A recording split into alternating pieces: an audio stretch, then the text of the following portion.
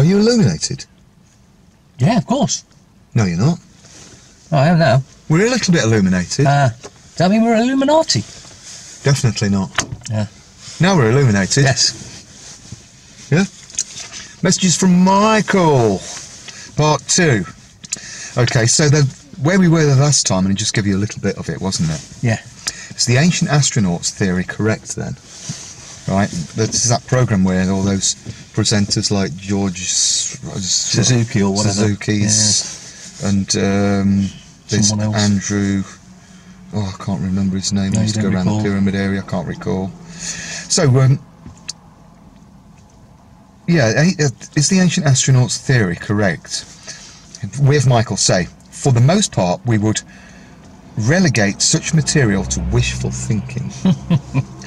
There were some early observers of this planet, but a great many of the ancient civilizations that you regard as primitive were more advanced than you realise. For example, the Incan civilization, they were from South America. South America, isn't it? Used lookout kites large enough to carry a man. So what were you saying earlier? They used... So paragliding. Yeah, thousands and thousands of years before we even thought of that. Wow. Tell us more. Tell us more. These were kept on long tethers so that man could watch on mountain roads and passes. Such kites are more easily kept aloft in mountains than on plains and serve a more useful purpose. Surely they would have found some remnants of these kites then. No, because they'd been made out of leather and stuff. Oh. And they would have just decomposed. Wood. Yeah. Yeah. It says, regarding the ancient astronauts theory, it says you underrate your own species if you assume that any and all advances had to be given to you by extraterrestrial visitors. So questions asked, if these things really existed, why didn't they survive, like you just asked? Most of these kites were made of hide and wood. We've figured that out, didn't we?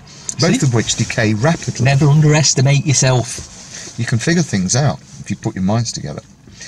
It says, though the Incas did not invent the wheel, they were very good with other kinds of engineering, as examinations of the ruins of their cities reveal. So there's some personal information here. Then, since we're asking about history, said Kate, what about King Tut? We have Michael say, we would think that the time could be better spent in getting the complete and accurate translation of all the engravings writings on the walls and various objects in the tomb. Do you mean that all those scholars that say they understand it have got it wrong? Probably, yeah. You know, if ever you studied hieroglyphs before, and we've both been to Egypt on numerous occasions for studies and have some fun. And there's a tomb facing, as you face the Great Pyramid at Giza, there's a tomb on the writing, and the government put up a big sign, the government, and they say it's this pharaoh and he was buried here. But I studied hieroglyphs and I realised it's not who they say it is, it's somebody called Sisi. I remember showing Tony, my old Egyptologist friend, this, and he couldn't quite believe it. And then in the middle pyramid, it goes on about giving praise to Ramses the Great, overseer of the place, which is correct. And that's the pyramid area, the middle pyramid. But you know, when you get a pharaoh's name, it's got a given name and a throne name. But it was protected, the name was, in a cartouche, yeah? Yeah. But after the cartouche, you would get a picture of like a white goose or a beautiful bird, and then a sun disk, yeah? And the scholars at the brain laundries at the universities and stuff, they tell you that this the pharaoh's name, whoever, whatever they decide, yes, son of the sun. Well, I said to one person one day, well, that sun disk, that's light, isn't it? Yeah. And the other one, it's an animal, it's living. Yeah. So Ceylon, living light. KaK, living light, not son of the sun. So if you look at the hieroglyphs, of course, if you do go to the brain laundries and you don't tell it exactly the way they want you to tell it, you don't get your jobs. Oh yes, the pyramids were built by men from Atlantis. What a load of rubbish.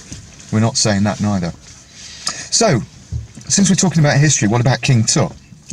And it says, is there anything else that might be discovered about the Egyptians if we search further? So it says, we would think that the time could be better spent in getting the complete and accurate translation on all the engravings and writings on the walls. in the tomb than being lured farther afield by the glitter of undiscovered treasure. That's what archaeologists love to look for, don't they? Indiana Jones is always looking for treasure. Oh, look at Dr. Zayawas, the head of the Antiquities Council. They call him Mogrim in I was going to say Spain, in Egypt. That means criminal. We would say that this could apply to all Egyptian antiquities discovered to date. Previously, Michael had said that in Egypt the field of architecture was considered religious study, and that many of the temples and other large buildings are oriented to specific sorts of astronomical locations. And it goes on about Karnak and the pillars. In speaking of the pyramids, which sometimes connected with the myths of Atlantis, used to have a shop called Atlantis, Michael said that Atlantis is located off the coast of Portugal. Well, that was where the so-called lost continent was, wasn't it? He also said that the influence of Atlantean civilization spread further than anyone is aware. You know, they've got someone here that they can ask any questions they want. You'd say, what's in the Atlantic? What's in Antarctic? What's under Antarctic?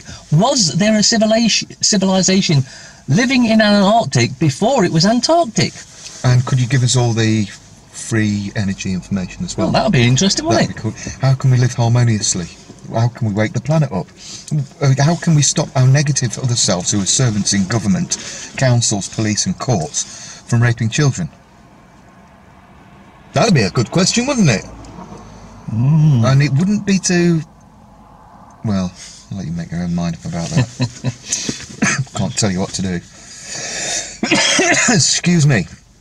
So, it says, well, if you're going to ask about flying saucers and such, said Lucy, then how about some explanation of what is occurring, if anything, in the area known as the Bermuda Triangle? Ah, no, that's interesting. Excuse me, I've got a sore throat today. First, this is WF Michael. First, we would want to remind you that what you call solid ground is part of a crust floating in the outside of the molten inner core of Earth. And this crust is not particularly stable. Second, though gravity is a very real factor on this and every other planet, it is not a completely uniform force. I would have asked him, can you explain gravity? That'd be good. When there is an interaction of gravity and various of the geophysical stresses, you know I told you about geophysical stress, and I built this house, and there was the middle room, I couldn't sleep in it, and I found out later that there was water moving under the house. Like a stream? Yeah, but if I slept in the back room, beautiful, sweet sleep. Yeah, no disturbances at all.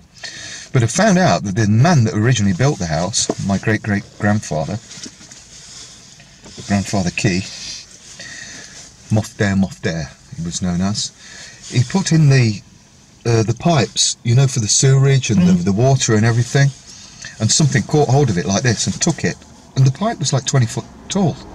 Anyway, I had a dream that night, and it said there's a tomb underneath this house, and there's also a moving water, and don't put your pipes there, but put them elsewhere. And he put the pipes elsewhere, and the house is still standing now. We both went in it, didn't we? Now, where are we?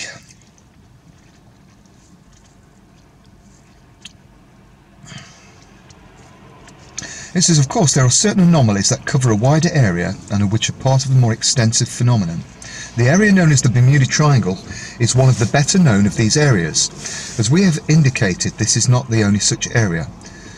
We would think that a systematic monitoring of such subject areas by some of the more sophisticated satellites, particularly those doing various sorts of heat and radiation analysis. Where was this book? 70, 78? So this was in the 70s, before we did all that stuff that we can do now that they're talking about then. Yeah, you know when they go and find rooms in pyramids and stuff, they use these machines. The ones doing radiation analysis. And yeah, to find things. And that was, what, 40 years ago. We would think that the best time to make such analysis is while the areas are most active. Right? Many animals can sense this hazard and refuse to enter the danger zone.